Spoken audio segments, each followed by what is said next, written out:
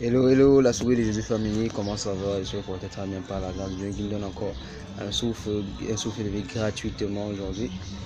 Ouais, je suis à la maison aujourd'hui, alors c'est parti. Aujourd'hui, c'est surtout, ça porte surtout sur un fait qui s'est passé récemment sur internet et je crois que c'est le pasteur Castanou qui a dit que beaucoup de chrétiens ne seront pas sauvés et des gens, les chrétiens ont mal réagi, ils se sont fâchés.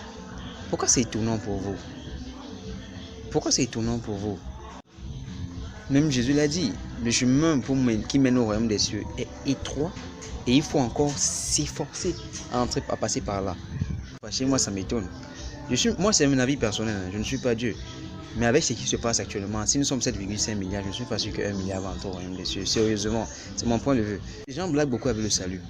Dernièrement, à l'église, on a demandé ceux qui pensent qui sont sûrs que quand Jésus va revenir là maintenant, ils seront sauvés, lever les mains. Les gens ont levé les mains, moi j'ai pas levé ma main. Et d'autres frères aussi n'ont pas levé la main. Frères et sœurs, et pourquoi? C'était humble.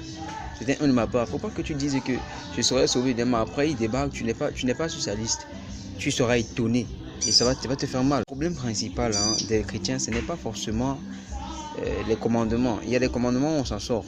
Grâce à Christ qui est en nous, il y a des choses que nous ne pouvons plus faire.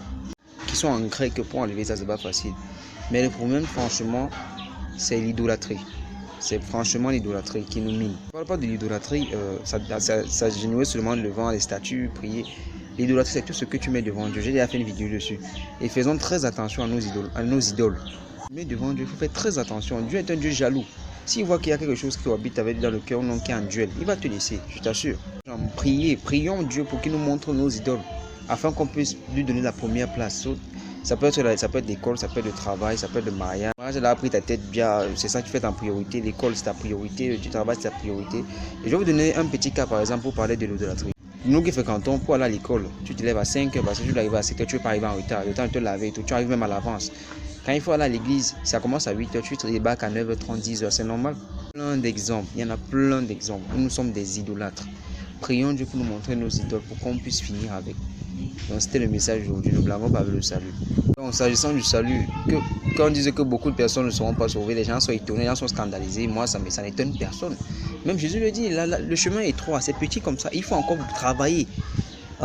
Même Paul dit que ça sert à quoi que lui, il prêche la parole, lui, il ne se traite pas durement pour bénéficier aussi du royaume des cieux. On peut tirer des leçons. Regardez le peuple d'Israël qui est sorti d'Égypte.